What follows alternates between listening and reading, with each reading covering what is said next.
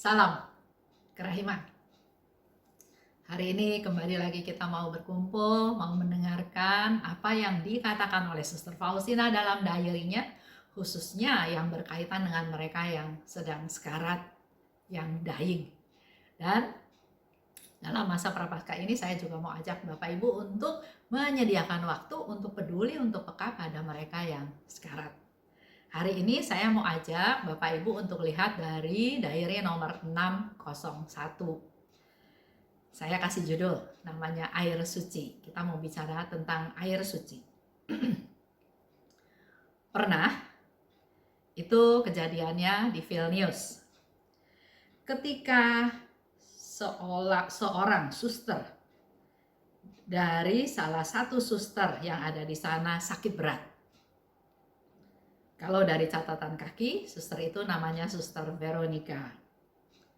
Kerja di kebun, ya. Karena ada suster sakit berat, maka seluruh kongregasi berhimpun di dekatnya untuk berdoa, mendoakan dia. Itu pun biasa kita lakukan ya. Kalau kita kunjungan ke yang sakit, kita berkumpul dan kita berdoa bersama-sama untuk kesembuhan daripada si sakit.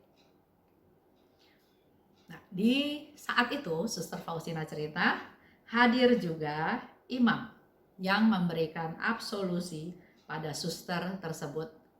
Hal ini pun menjadi tugas kita. Kalau ada yang sakit berat, berilah sakramen perminyakan untuk dia. Jangan males, jangan sungkan untuk hubungi pastor. Kenal, syukur. Nggak kenal juga kita sebagai devosan kerahiman, sebagai orang yang peduli pada jiwa-jiwa yang sekarat, sebagai perpanjangan tangan Tuhan, kita perlu mengajak, memberitahukan pastor untuk bisa memberikan sakramen perminyakan, karena itulah yang paling dibutuhkan oleh si sakit pada saat itu. Dan memang ada imam di sana memberikan absolusi. Tapi Suster Faustina katakan, tiba-tiba aku melihat banyak roh kegelapan. Jadi kita bayangkan di dalam ruangan suster tersebut ada imam, ada banyak suster, tapi juga ada banyak roh kegelapan. Maka tanpa menyadari kehadiran para suster, Suster Faustina dengan bersemangat, dengan antusias karena dia mau menyelamatkan jiwa si suster yang sedang sekarat tersebut. Jadi tanpa menyadari kehadiran suster lain, dia meraih pemercik air suci dan memerciki air suci kepada roh-roh kegelapan itu, dan seketika itu mereka pun menghilang. Jadi kalau saya bayangkan waktu itu Suster Faustina ada di dalam satu ruangan, dia memang lihat ada suster yang sakit, tapi yang menjadi fokus dia, kok banyak roh kegelapan. Dan dengan semangatnya dia mau mengusir roh kegelapan tersebut dengan memerciki air suci. Dan betul, pada saat air suci itu diperciki kepada roh kegelapan itu hilang. Lihat ya, powerfulnya air suci.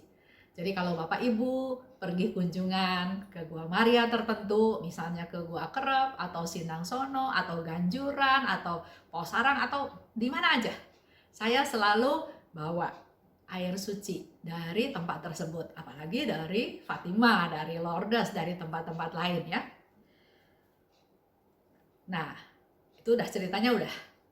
Tapi ketika para suster sedang di ruang makan, Mother Superior, yaitu Suster Borgia, menegur aku.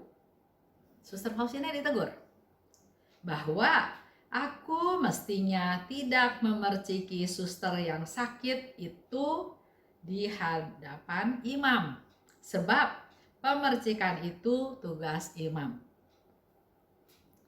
Dalam pelayanan kita, baru juga kejadian beberapa waktu yang lalu, ada seorang ibu yang memang sangat aktif.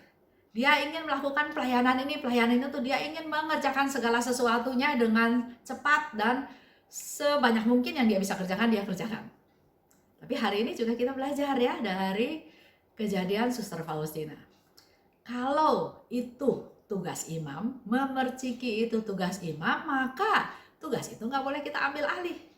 Kita sering ya, kadang-kadang mengambil alih pekerjaan para imam.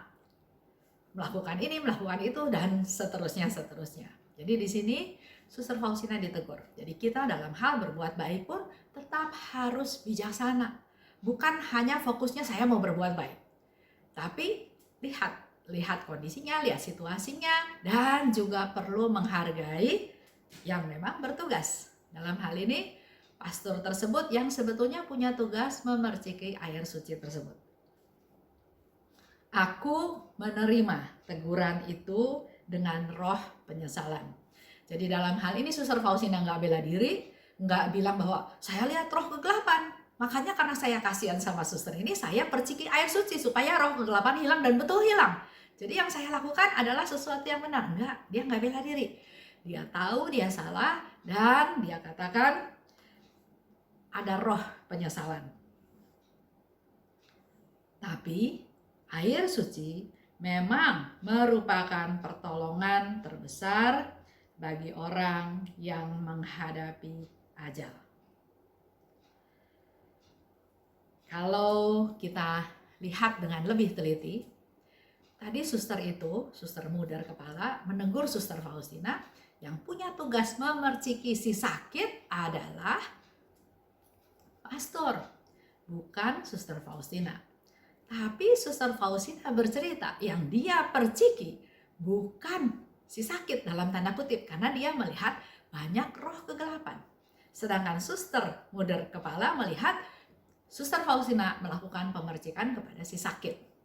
Nah, ini boleh menjadi satu kesimpulan lagi buat kita, satu masukan lagi, satu pencerahan ya, bahwa orang yang sedang sakit, yang sedang sekarat, kita mungkin melihat dengan mata jasmani kita ya dia sedang sakit. Tapi di sini Suster Faustina mau kasih tahu bahwa ada banyak roh kegelapan yang menutupi si sakit, sampai Suster Faustina juga nggak lihat lagi si sakit karena yang dilihat adalah roh kegelapan, maka dia perciki roh kegelapan dengan air suci. Tapi yang dilihat oleh mudar, Suster Faustina sedang memerciki si sakit. Jadi bayangan saya si sakit itu terbaring, bisa saja dia ditutupi oleh roh kegelapan, bahkan mungkin tidak bisa melihat terangnya Tuhan karena dipenuhi oleh roh kegelapan. Nah, itulah pentingnya Bapak Ibu, kita berdoa buat yang sekarat, berdoa buat yang sakit keras, berdoa buat mereka yang dying, ya, yang sedang dalam sakratul maut, supaya dengan doa kita roh-roh kegelapan itu bisa diusir. Apalagi dikatakan di sini dengan air suci. Kalau bisa di setiap rumah ada air suci dan perciki, ruangan atau bahkan yang sakit, supaya dia tidak dikuasai oleh roh kegelapan. Itu aja untuk hari ini. Jadi saya harap Bapak Ibu menyediakan waktu berdoa buat mereka yang sekarat sebagai satu persembahan yang kita lakukan dalam masa Prapaskah ini. Terima kasih. Salam kerahiman.